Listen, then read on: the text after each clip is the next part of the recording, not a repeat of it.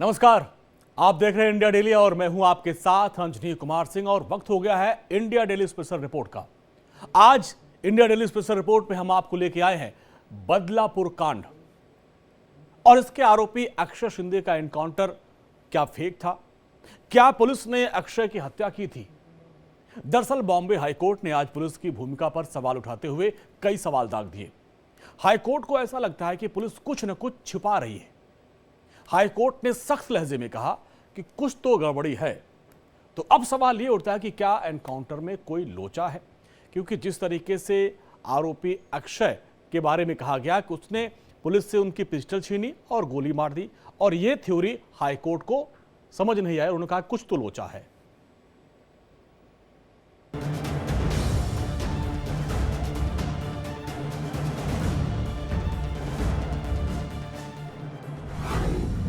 बदलापुर कांड पर बवाल, हाईकोर्ट के सुलगते सवाल।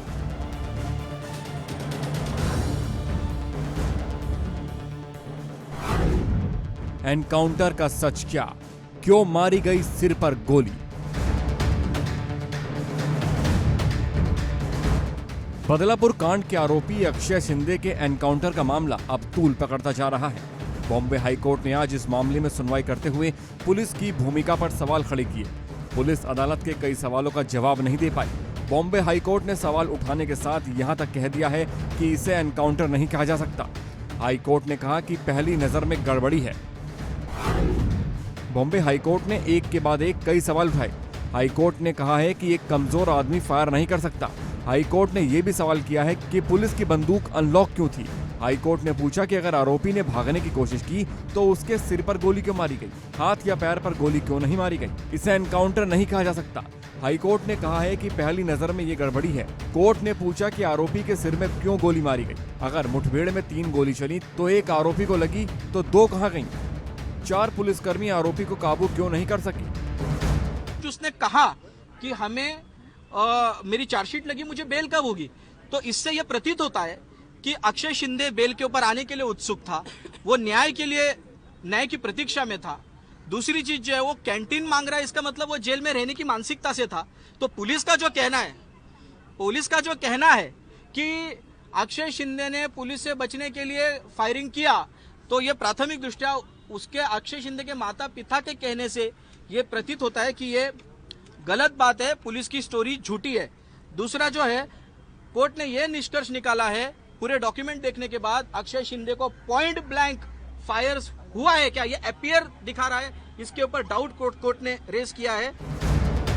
अक्षय शिंदे के एनकाउंटर को लेकर पुलिस की अपनी थ्योरी है। पुलिस का कहना है कि अक्षय ने पुलिसकर्मी की बंदूक छीनकर फायरिंग की, जिसमें एक गोली पुलिस अधिकारी नीलेश मोरे के पैर में भी लगी, जिसके बाद बचाव में पुलिस को अक्षय के ऊपर गोली चलानी पड़ी। अब बदलापुर एनकाउंटर केस में पुलिस के अपने तर्क हैं, लेकिन कोर्ट इस मामले को लेकर काफी गंभीर है। एनकाउंटर के बाद अक्षय शिंदे के परिवार ने बॉम्बे हाईकोर्ट का दरवाजा खटखटाया था। अक्षय के परिवार ने पुलिस के बयान को चुनौती देते हुए दावा किया कि उसकी मौत एक फर्जी मुठभेड़ में हुई है। अक्षय के पिता ने कोर्ट से एसआईटी से जांच कराने की मांग की, जिसके बाद बॉम्बे हाईकोर्ट ने एनकाउंटर केस की सुनवाई की। अब अक्षय शिंदे एनकाउंटर केस को लेकर हाईकोर्ट सख्त है। कोर्ट ने कहा है कि आरोपी को जेल से बाहर निकालने से लेकर मौत तक की सीसीटीवी फुटेज सुरक्षित रखी जाए। कोर्ट ने कहा है कि हमें उम्मीद है कि सब सुरक्षित रहेगा। अब इस केस में अगली सुनवाई 3 अक्टूबर को होगी। कोर्ट ने महाराष्ट्र सरकार को आदेश दिया है कि वो फॉरेंसिक लैब की सीलबंद रिपोर्ट कोर्ट में पेश करें। कोर्ट ने कहा है अक्षय शिंदे को पिकअप करने के बाद से हॉस्पिटल तक लेने तक उसका टोटल जितने भी सीसीटीवी कैमरास है सारे के सारे प्रिजर्व करने को कहा है। दूसरी जो है पोस्टमार्टम रिपोर्ट और हैंड वॉश जो है, हैंड वॉश जो डिसीज्ड के उसने किए नहीं होंगे तो उनके हैंड वॉश जो है फॉरेंसिक का जो काम है वो भी कहना है। कोर्ट ने स्वाति भिंगार दिवे जो फॉरेंसिक एक्सपर्ट है फिंगरप्रिंट की, उनके फिंगरप्रिंट एक्सपर्ट के प्रोसीजर के ऊपर भी कुछ सवाल खड़े किए हैं। दूसरी चीज जो है डिले जो है पुलिस का सीआईडी के पास हैंडओवर करने के लिए एफआईआर, वो भी अकाउंट में कोर्ट ने लिया है। बता दें कि पुलिस ने अभी कुछ दिन पहले ही बदलापुर यौन उत्पीड़न मामले के आरोपी अक्षय शिंदे को एनकाउंटर में मार गिराया था। अक्षय शिंदे पर ठाणे जिले के बदलापुर शहर के एक स्कूल में 2 नाबालिग लड़कियों का यौन उत्पीड़न करने का आरोप था। स्कूल में मासूम बच्चों के साथ हुई हैवानियत के बाद जमकर बवाल हुआ था। घटना को लेकर आरोपी के खिलाफ काफी आक्रोश देखा गया था। अब जब मासूम बच्ची के साथ दरिंदगी करने वाले आरोपी का भी एनकाउंटर हो गया है तो सवाल पुलिस की साख पर है कि आखिर क्या मजबूरी थी कि पुलिस को ऐसा कदम उठाना पड़ा, या फिर कुछ ऐसा है जिसे छिपाने की कोशिश की जा रही है। Bureau report, India daily.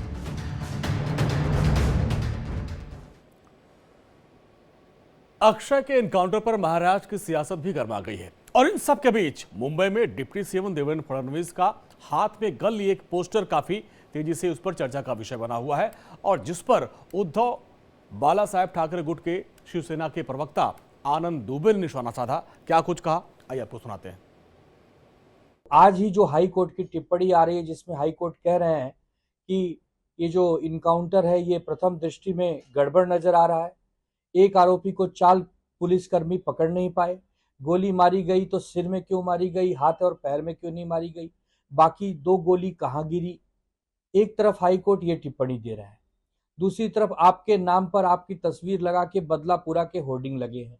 अगर ये आपकी जगह किसी और ने लगाए हैं तो उस पर कोई कार्रवाई क्यों नहीं हो रही है, होर्डिंग क्यों नहीं निकाले जा रहे हैं।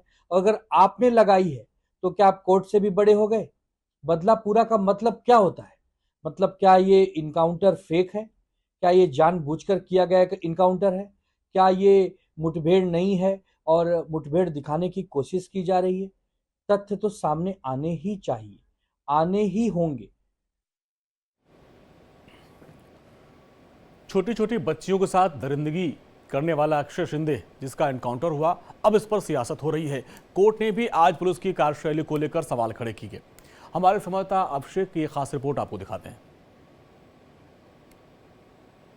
12 और 13 अगस्त को बदलापुर के एक स्कूल में अक्षय शिंदे नामक जो कि स्वीपर था, उसमें काम किया करता था, उसने 3 और 4 साल के मासूम बच्चियों के साथ शोषण किया था और शोषण के बाद इतना बड़ा हंगामा हुआ कि मानो पूरी तरीके से बदलापुर से लेकर तमाम ऐसे जगहों पर हंगामा हुआ, जिससे साफ साफ में बड़ी मांग की जाने लगी कि किसी भी तरीके से अक्षय शिंदे को फांसी की सजा दी जाए, सजाए मौत उसकी हो। और उसको लेकर बड़े पैमाने पर लोगों ने जमकर हंगामा भी किया। इतना ही नहीं, रेल रोको से लेकर तोड़फोड़ से लेकर सब कुछ हुआ।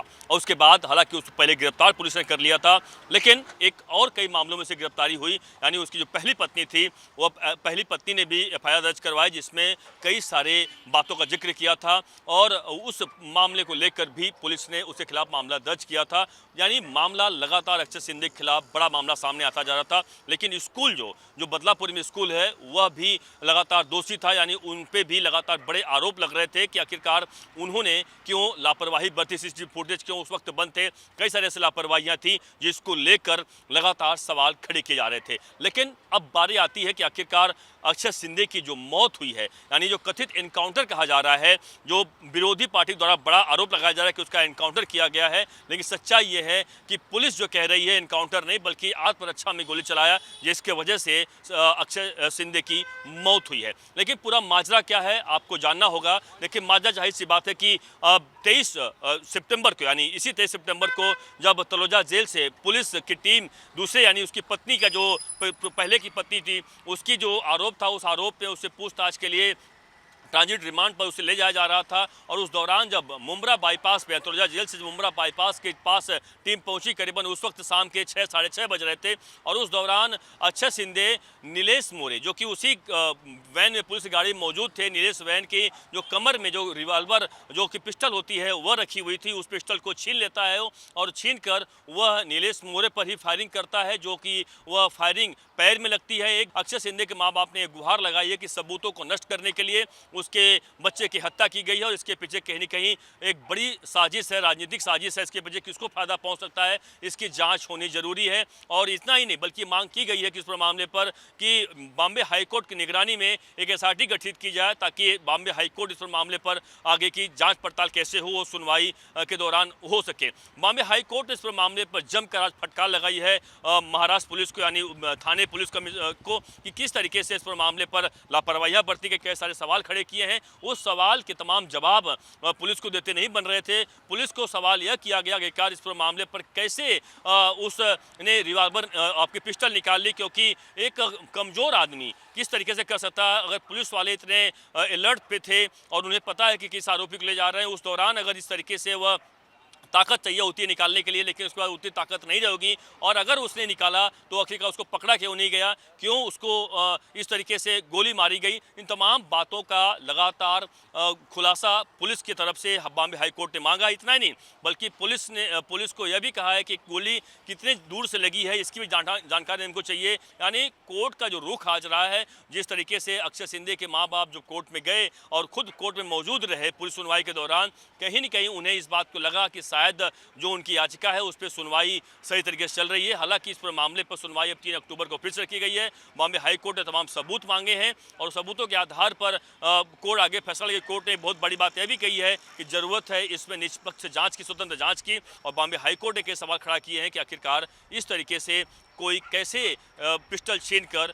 वह गोली चला सकता है, जो कि कभी ट्रेंड ना हो, कभी उसे पता ना हो, कैसे लॉक खोल सकता है। इन तमाम बातों को लेकर आज बॉम्बे हाई कोर्ट के तीखे सवाल पुलिस से रहे और पुलिस को अब इस पर मामले पर रिपोर्ट देनी है। मैं चंदन के साथ अभिषेक शर्मा, इंडिया डेली, मुंबई से।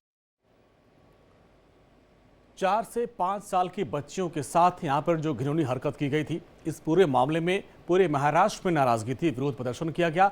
लेकिन जिस तरीके से अक्षय का एनकाउंटर हुआ, पुलिस का लेकर आत्मरक्षा में गोली चलाई गई, लेकिन ये बात हजम नहीं हो रही है। इसको समझने के लिए हमारे साथ कुछ खास मेहमान जुड़ रहे हैं।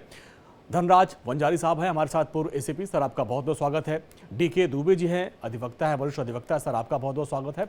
और हमारे सहयोगी अभिषेक है, जिनकी रिपोर्ट अभी आप देख रहे थे। और अभिषेक, सबसे पहले आ जाएंगे, आज कोर्ट की तरफ से सवाल उठाए गए, जो पुलिस की थ्योरी उस पर ही सवाल उठा दिया था उन्होंने। बिल्कुल बिल्कुल सही कहा आपने। बिल्कुल देखिए, पुलिस की थ्योरी है, पुलिस की थ्योरी के ऊपर ही बकायदा जो परिवार है, यानी अक्षय शिंदे का जो माँ बाप हैं, उन्होंने जो बड़े आरोप लगाए हैं कि किस तरीके से उन्होंने इस पूरे मामले पर पुलिस ने कहीं न कहीं एक बड़ी साजिश रची है और वह साफ आरोप लगा रहे हैं कि उसकी हत्या की गई है। यानी जो पुलिस लगातार यह थ्योरी दे रही है कि आत्मरक्षा में पुलिस ने गोली चलाई, आत्मरक्षा में गोली चलाने के, सेल्फ डिफेंस में गोली चलाने की वजह से उसकी सर पे गोली लगी, उसके वजह से उसकी मौत हुई है। और इसी बात को लेकर परिवार कहीं न कहीं साफ तौर पर बड़े पैमाने पर आरोप लगा रहा है कि इसमें बहुत बड़ी एक साजिश है। साजिश इस बात को लेकर राजनीतिक साजिश की बात कर रहा है परिवार, और साथ ही सबूत नष्ट करने की बात कर रहा है कि सबूत कोई थे उसको छिपाने या नष्ट करने का। ठीक है अभिषेक, आप मतलब परिवार आरोप लगा रहा है कि इसके पीछे कोई साजिश है। हमारे साथ पूर्व एसीपी सर है धनराज जी। धनराज सर, ऐसे मामलों में अब देखिए, एक आरोपी था जिसके ऊपर छोटी छोटी बच्चियों के साथ दुष्कर्म करने का, जाति करने का आरोप था। क्या ये इतने ट्रेंड होंगे कि इतने पुलिसकर्मियों के साथ चल रहे थे और उनकी पिस्टल छीन लिया? ये जो पुलिस की थ्योरी है, इसको कैसे जस्टिफाई किया जाएगा? नहीं, आज वही बात हुई है। हाईकोर्ट मुंबई ने जो सवालात पैदा किए वो बहुत कुछ बताते हैं। और ये सवाल सिर्फ मुंबई हाईकोर्ट के जज के दिल में ऐसा नहीं है, तो महाराष्ट्र की आम जनता के दिल में ये सवाल है कि ऐसा एनकाउंटर कैसे हो सकता है। एनकाउंटर बोलो या सेल्फ डिफेंस बोलो, ऐसा कैसे हो सकता है? अगर पुलिस के लापरवाही एक तरफ देखी जाए तो उस पर सवाल पैदा है। अगर आरोपी का सक्षम होना फायर करने के लिए, उनके ऊपर एक आरोपी, एक पुलिस ऑफिसर इंजर्ड है, वो सक्षम होना, उसके ऊपर शक है। तीसरा इंपॉर्टेंट पहलू इसमें यह है कि ये जो सीन ऑफ क्राइम है, जहां पे आप एनकाउंटर बता रहे हैं, वो एक क्लोज पुलिस बस है। और एक क्लोज पुलिस बस में ये सारी हरकतें किस तरह अंजाम दी जा सकती है, ये खास सवाल हाईकोर्ट ने पूछा है। उसके अलावा मैं खुद पुलिस ऑफिसर रह चुका हूं, मुझे लज्जा उत्पन्न होती है और शर्मनाक बात है पुलिस डिपार्टमेंट के लिए कि जिस दिन से एफआईआर लॉन्च करने की बात चली, तब से पुलिस शक के घेरे में है। माननीय गृह मंत्री के जानिब से उनके जो परिवार संबंध है, जहां पर जो स्कूल का मैनेजमेंट है, उनको प्रोटेक्ट किया जाने का सिलसिला काफी दिनों से चर्चा में है। अच्छा। और आज तो कई अखबारों में ये भी आ गया कि वहां पर कोई गोरखधन। जी ठीक है सर, आएंगे आपके पास। कुछ तकनीकी खामी, आपकी आवाज नहीं आ रही। वरिष्ठ अधिवक्ता डीके दुबे सर भी हमारे साथ है। डीके जी, आपके पास आगे, ऐसे मामले आजकल खूब सुर्खियों में हैं। अलग अलग जगहों से ऐसे इनकाउंटर पे सवाल उठते हैं, लेकिन यहाँ पे जैसा कि सर बता भी रहे थे कि पेशी के दौरान 4-5 पुलिसकर्मी होंगे, उनके पिस्टल छीन के हमला किया गया, इसके बाद जवाबी कार्रवाई में उसको ढेर किया गया और इसको लेकर अब कोर्ट ने टिप्पणी कर दी भाई ये कुछ लोचा है। देखिए, एक बात तो समझ लीजिए कि जब भी हम कोर्ट के सामने जाते हैं और हमारे कुछ एलिगेशंस होते हैं, हमने पहले से कुछ सिनॉप्सिस बनाई होती है, हमारे पास कोई रिसर्च होती है और कोर्ट के सामने जब रखते हैं तो कोर्ट एक पक्ष सुनता है पहली नज़र में और पहली नज़र में जो हमने कोर्ट को कन्विंस किया उसके आधार पर वो कहता है कि आपने जो कहा है प्राइमा फेसाई हमको लगता है कि ये मामला आपका बनता है, इसलिए एक काम करते हैं कि अब फॉरेंसिक की रिपोर्ट मंगाते हैं, अब एक्सपर्ट की रिपोर्ट मंगाते हैं, अब बाकी पुलिस का वर्जन लेते हैं, उसके बाद ही कुछ सही या गलत कहा जा सकता है। अभी कोर्ट ने प्रेमा फसाई ये कहा है कि आपका जो एलिगेशन है उसमें मुझे कुछ लगता है, तो प्रेमा फसाई का मतलब ये बिल्कुल नहीं है कि जजमेंट कर दिया और प्रेमा फसाई का मतलब ये नहीं होता कि सच वही है जो कोर्ट ने प्रेमा फसाई समझा है, क्योंकि अभी डिफेंस जब आएगी, अभी फॉरेंसिक की रिपोर्ट आएगी, क्योंकि कोर्ट जो है वो फॉरेंसिक मांग रहा है। आप ये समझ लीजिए जब ये कहा जा रहा है पॉइंट ब्लैंक से लग रहा है, तो ये लग रहा है और सीधी सी बात है कि एक बस के अंदर का, एक छोटी वैन के अंदर का अगर मामला है और अगर अभियुक्त ने उस समय पिस्टल निकाल कर चलाई तो उस समय पैर पर गोली लगे कि उस पर गोली लगे, वहां बचाव, जिसके हाथ में पिस्टल हो उससे बचाव पहला होता है कि पहले पैर और सर देखा जाता, वहां तो गोली चलती है। इसलिए मुझे लगता है कि जब सरकमस्टांस और क्राइम सीन पूरा कोर्ट के सामने जाएगा, पुलिस अपना पूरा वर्जन देगी तो सारी चीजें क्लियर हो जाएंगी। अभी से केवल सरमाइसेस हैं, सरमाइसेस मतलब अभी संभावनाएं हैं कि ये भी हो सकता है कि वो भी हो सकता है। दोनों पक्षों को सुन लीजिए, तभी मुझे लगता है कि किसी निर्णय पर पहुंचना चाहिए। यानी आप कह रहे हैं कि अभी इस पे पुलिस का वर्जन और जो जांच रिपोर्ट आनी बाकी है उसके बाद ही आगे आखिर कुछ उस पे हो सकता है कि इस पे क्या हुआ था। एग्जैक्टली बात यही है कि भाई फॉरेंसिक की रिपोर्ट तो आने दीजिए, फॉरेंसिक बताएगा कि पॉइंट ब्लैंक से लगा है, कितने एमएम की गोली चली थी, कौन सी गन से चली थी, वो गन कितना बड़ा होल बनाती है, कितनी डिस्टेंस कवर करती है, उसका एंगल क्या हो सकता है, संभावना ये जानबूझकर मारा गया या गोली उधर से जब चली थी, उस बच्चे की तरफ से जब गोली चली थी तो उसकी तरफ से गोली चलने के बाद वो किधर गई और अपोजिशन की गोली किधर से, ये पूरा क्राइम सीन का फॉरेंसिक आने दीजिए। फॉरेंसिक आने के बाद ही किसी निष्कर्ष पर पहुंचा जा सकता है। लेकिन ये बात तय है कि कोर्ट के सामने जब हम कोई बात रिसर्च करके रखते हैं तो प्रेमा फेसाई कोर्ट सेटिस्फाइड है यहाँ पर कि हाँ भाई ये हो सकता है, लेकिन हो गया है ऐसा नहीं। धनराज सर आपके पास आएंगे, आपसे जानना चाहेंगे जिस तरीके से पूरी वारदात हुई, क्या अब जो है इसको रिक्रिएट किया जाएगा, इसके बाद से फिर समझा जाएगा कि आखिर उस वक्त हुआ क्या था? नहीं, उसको रिक्रिएट करने की जरूरत नहीं है। अच्छा। अभी जो प्राइमा फेसी रिपोर्ट कोर्ट के अंदर दाखिल होती है जी, उसमें एक देखा जाता है पुलिस की तरफ से, मैं खुद पुलिस की नौकरी 35 इयर्स कर चुका हूं मुंबई में जी। उसमें यह देखा जाता है कि उसमें कोई भी मुद्दा, कोई भी बात संदिग्ध न रहे। आज हाईकोर्ट ये पूछ रहा है कि क्या आपकी रिवॉल्वर क्लॉक थी या ओपन थी। अब ये मेरे समझ में नहीं आता कि मेरे पुलिस ऑफिसर भाई इस तरीके से रिपोर्ट फाइल करे कि हमारी रिवॉल्वर क्लॉक थी या ओपन थी। पुलिस को ये पूछा कोर्ट ने कि आरोपी को क्लॉक रिवॉल्वर अनक्लॉक करने को आता है, ऐसा आपके इंक्वायरी में अब तक आया है क्या? उसके ऊपर पुलिस कोई जवाब नहीं दे सकी। तो प्राइमा फेसी रिपोर्ट जरूर है, इसके बाद में फोरेंसिक की रिपोर्ट जरूर मांगी जाएगी, नो डाउट अबाउट इट। लेकिन बुनियादी सवाल जो आज कोर्ट ने पूछे पुलिस से, मेरा ये मानना है कि एक प्रोफेशनल कॉम्पिटेंट पुलिस ऑफिसर कोई होगा, कमिश्नर हो या एसपी रैंक हो, अपनी रिपोर्ट में सारे संदिग्धता रखते हुए कोई आंसर नहीं देगा। पॉइंट सर, अभिषेक सर थोड़ा क्लियर कर दे अपने संवाददाता अभिषेक से। अभिषेक एक चीज जरा बताइएगा, क्योंकि जिस वक्त अक्षय को ले जाया जा रहा था उसके हाथ में जाहिर सी बात हथकड़ी थी या नहीं थी, और जो सवाल धनराज सर ने उठाया था कि पुलिस की पिस्टल लॉक थी, क्या वो इतना ट्रेंड था कि पिस्टल को अनलॉक करता है, फायर कर देता है, इतना समय उसके पास था? अभिषेक